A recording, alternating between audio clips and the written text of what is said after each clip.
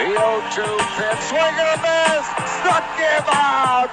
The Philadelphia Phillies are 2008 World Champions of Baseball. Lining up, Adrian Noble, and here it comes. Hula kick, connects. Philadelphia Eagles are Super Bowl champions.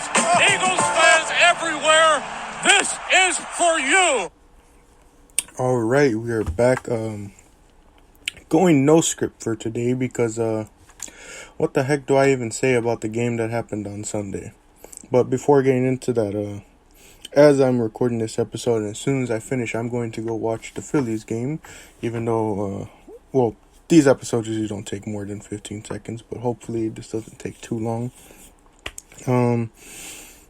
Right now, it's funny because I was talking to Oscar for a while, and I was like, man, I'm kind of disappointed with Nick Castellanos and the way he's been kind of playing as of late. I know he had that injury, but I don't know. It feels like he hasn't been as consistent, especially like in the early games of the year. I remember like seeing at least like once or twice a game he'd get a clean hit out to I think it was left, and always get like a single or double or something like that, help people progress from the bases, get himself on base. And it was like he wasn't really doing that much in the later season, and I was like, man, I'm kind of disappointed.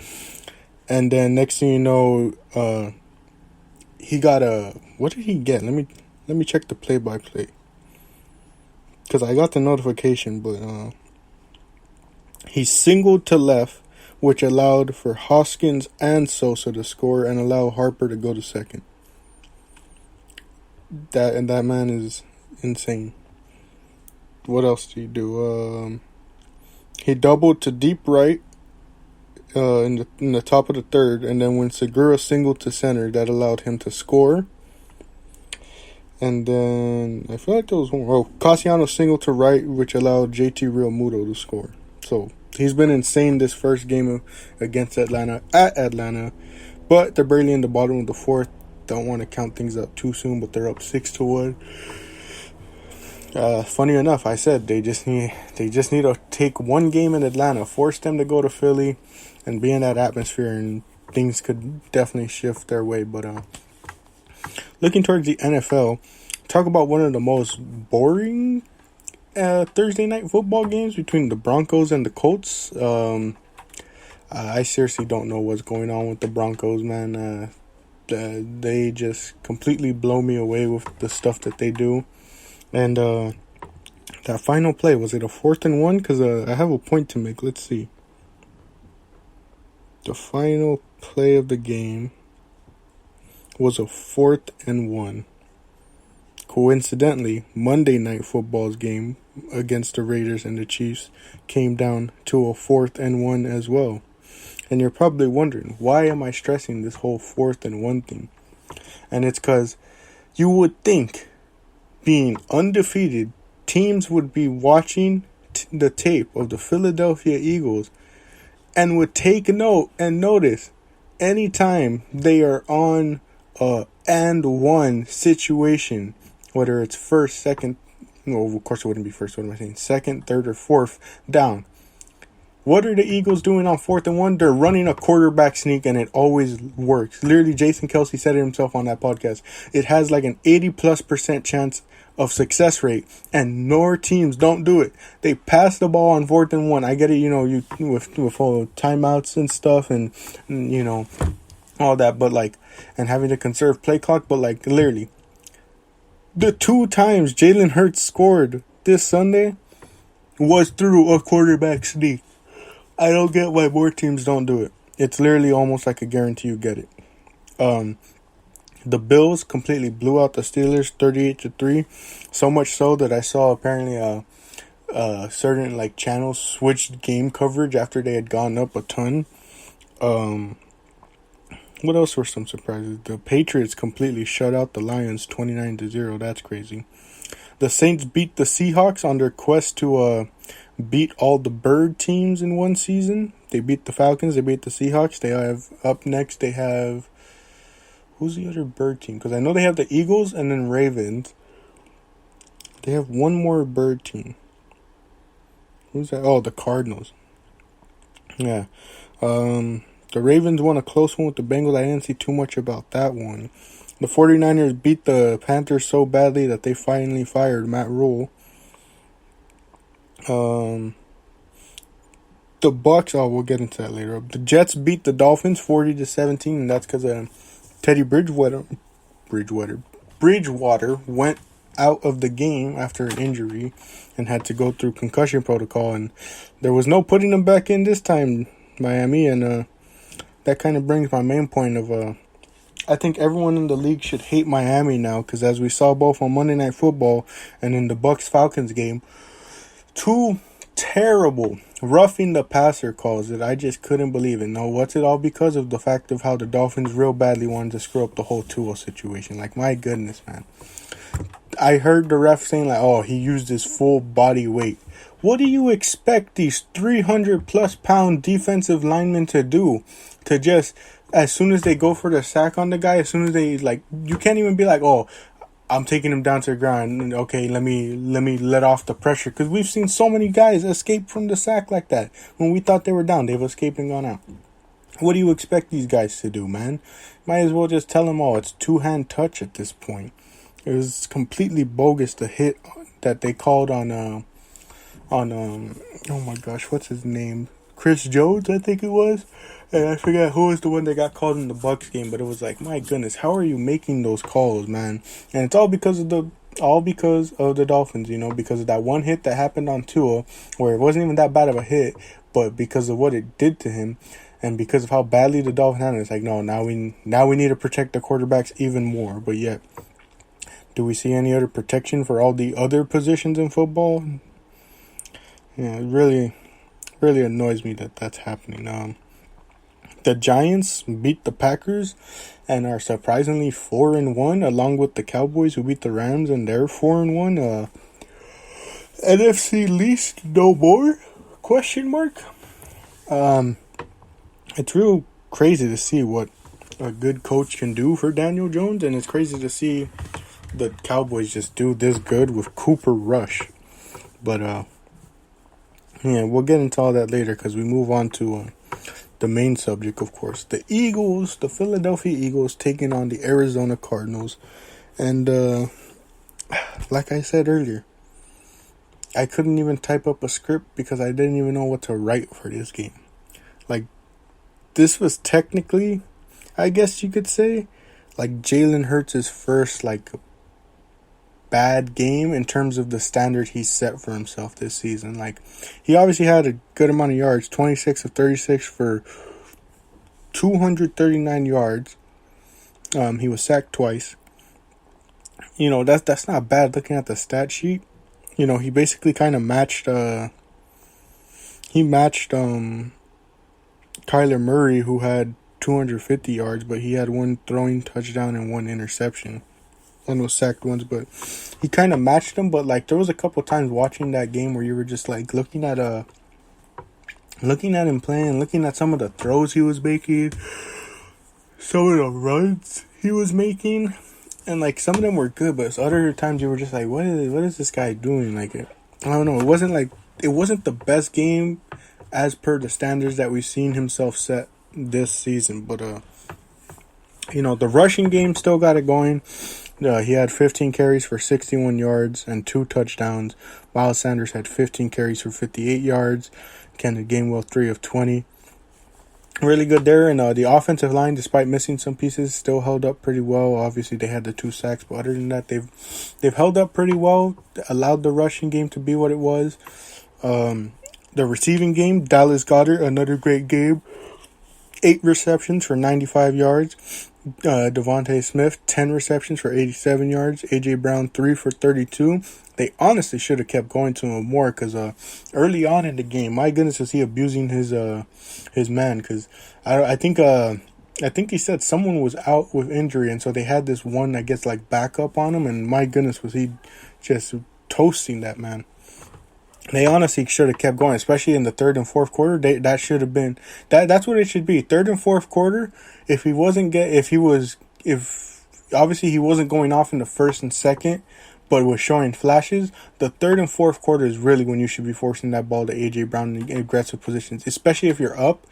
I know you want to be conservative and not risk turnovers, but you should really be forcing that ball to A.J. Brown if he got it going in the first and second half, but not like to a level of like, okay, they're gonna be double coverage on him in the second half. You know, a game like this where he was having some pretty good flashes in the first and second, you should really start forcing that ball to him in the third and fourth.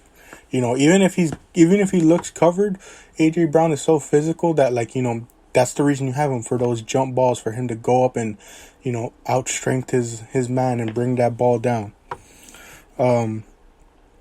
What else was there? As far as the defense, Chauncey Gardner-Johnson got his first interception on the day. He was missing a couple of tackles, but he still had a decent amount. ESPN said he had 10 solos, which is pretty good. But like from other gameplay footage I saw, it's like he had that, but he also could have had more, because there was a couple where people were just like, I don't know, it looked like he missed some. Darius Slade pretty much had a good game, but somewhat, but like, I don't know, the defense wasn't up to par with the previous games, because, you know, Hollywood Brown went off. Wait, is it Hollywood Brown? Is that what they call Marquise Brown? I'm pretty sure that's what they call Marquise Brown, but he went off for 8 catches for 78 yards and a touchdown. Rondale Moore, 7 of 68. Zach Ertz, 6 of 48. Zach Ertz and Dallas Goedert have really been the two most consistent tight ends in fantasy football. I actually won this week after making a ton of trades, because my team was not looking good. I had to make some serious trades. But the defense, I don't know, they weren't as well, you know. The one player I do want to highlight, because I saw a thread on Twitter last night that really showcased it, that the game footage just doesn't show you, and of course the stats won't show you. Jordan Davis is a monster, man. I was watching those play-by-play, or not play-by-play, but like the breakdowns of his snaps, and okay, he may not have in the stat sheet a ton of tackles for losses, sacks, quarterback hits, and stuff like that, but the pressure that this one man creates in the rushing lanes, in the passing game, my goodness, was it insane. This man was literally pushing his man almost into Kyler Murray and forcing him to either throw an incomplete pass. He literally pushed his man basically into Kyler Murray so much that's why he threw that interception to Chauncey Gardner-Johnson. The plays I was watching, I think I brought it up. Oh my gosh, what game was it? It was the Detroit game where I was talking about how little plays he was laying up. This guy was insane in the rushing lanes, where he was just closing the pockets and forcing, you know, the running back to try and break it to the outside, but there's the other lineman already there to stop him. That man has been an amazing pick so far. I know a lot of people kind of have more expectations for him, but like when you're not looking in the stat sheet and you're watching, you know, the breakdowns of his plays, he is an insane monster in the game. Extremely proud of him and the work he's been putting in. We had to bring in a kicker because I think Jake Elliott was injured, and so we brought in is he a rookie? I can't tell. I don't know. It was just random last second. They're like, oh, we're bringing in this guy, Cameron Dicker. And he goes 2 of 2 and 2 of 2 on the extra points. And he really came in clutch in the second half, because that's when we scored our 2 field goals.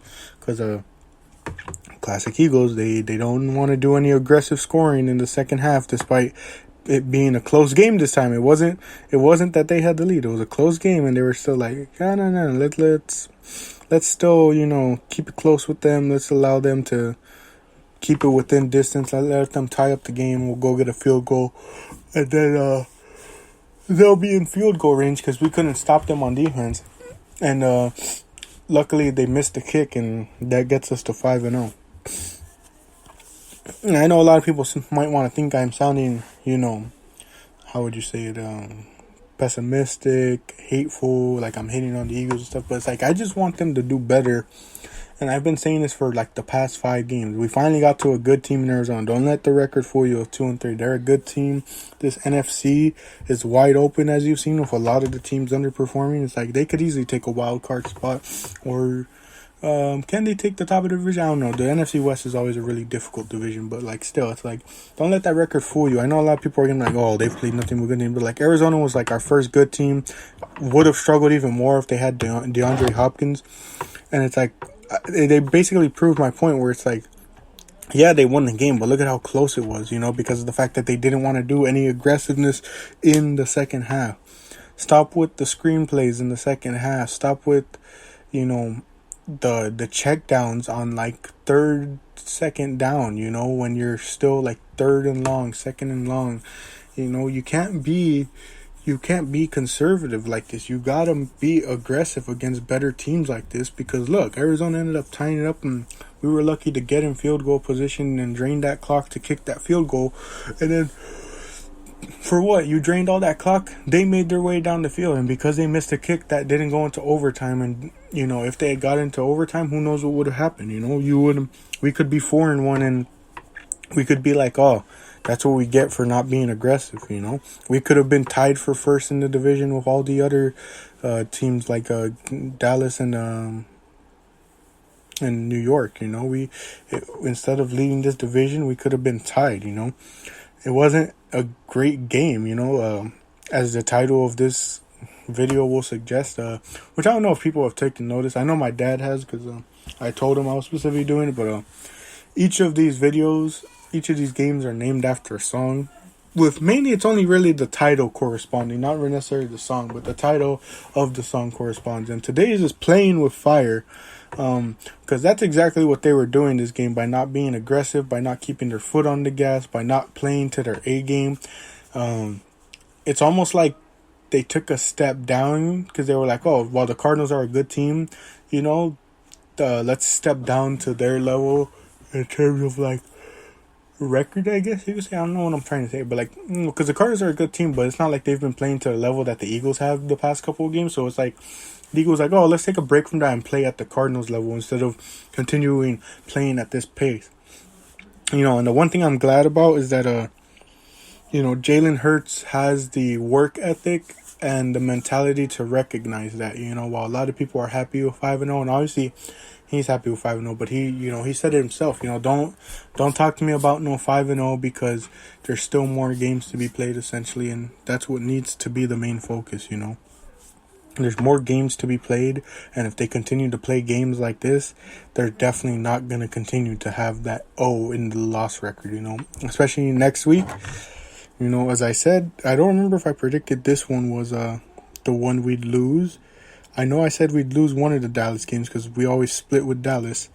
But where's this one at? Is this at Philly? This is at Philly. I wouldn't be surprised. This is at Philly. This is the Sunday night football game, I'm pretty sure.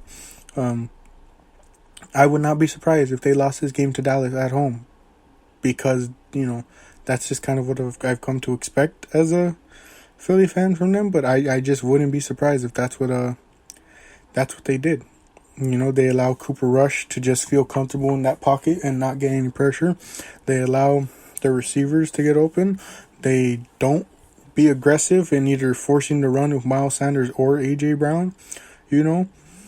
Jalen Hurts gets too comfortable with rushing, it's not even on the players. It's looking at the coaches, man. Nick Sirianni, our offensive coordinator, Jonathan Gannon, if any of them get too comfortable, it's like, this is not a team to mess with. Dallas is 4-1 right now, and it's crazy to say, but Cooper Rush has been playing well enough to lead them to those wins and all that. And it's like, you can't play the way you just played against Arizona, against Dallas, because then you're going to end up with a loss. You can't keep playing with fire like this. You can't keep thinking that you can just take your foot off the gas pedal in the second half and still expect to win. They took their foot off the gas pedal in the second half against Arizona, and that was a close game. This video, I know to a lot of people is going to sound more negative than the previous ones, but that's because this is the first, like I said, ugly game where, this is all just straightforward. Like, I don't have any of this written down or anything. I don't have any pre-planned jokes. It's like, these are my raw thoughts on the game, and that's why I didn't type any notes, because I was like, what do I even say about this game? This was a game where I was just, in the entire time, like, I almost have nothing good to say, other than Jordan Davis. It's like, watching that defense give up those plays, letting Zach Ertz just get the check down so many times. They know that's Zach Ertz's specialty because he was on their team and that's what his specialty was with them. Why do you allow him to do that? The offense. You see the rush is going pretty well so far. You see, A.J. Brown's feasting on the throws you give him. Dallas Goedert and Devontae Smith are doing well. Keep forcing the ball to them. Don't just give them check downs. Get them down the field and get into the end zone. And, okay, even if they get to the 1 and they just keep rushing it in with Jalen Hurts, teams haven't stopped it yet. They've just been allowing them to run that quarterback sneak on the 1 for the longest. Would I love for guys like A.J. Brown and Devontae Smith to get their touchdowns, and have that in the box score and the stat sheets? Yes, but like at the same time, focus on just keep piling on the score. Do what the Bills are doing. Did the Bills look at the fact that they were up? Look, I'm going to pull up that box score right now. Because, like I said, the Bills beat the Steelers 38-3. The Bills, a Super Bowl contender. I know the Steelers aren't that great of a team. They're 1-4. But look, just look. Looking at the play-by-play. Let's see. By the time they got to the second quarter, not even the second, by the end of the second quarter, they were up 31-3. By the end of the game, it was 38-3. Obviously, they only had one more touchdown, yes, but like, did that let up? Did they let up? I mean, they kind of did. Never mind, this wasn't that good of an example, but like, that's different. They were up 38-3. You can let up a bit, but like, this might be a better one. This might be a better comparison. Let me look at the box score first before I embarrass myself. Okay. This one was a bit of a closer game. But look, the Jets and Dolphins. By the end of the half, the Jets were up 19-14. The Dolphins get a field goal. It's 19-17.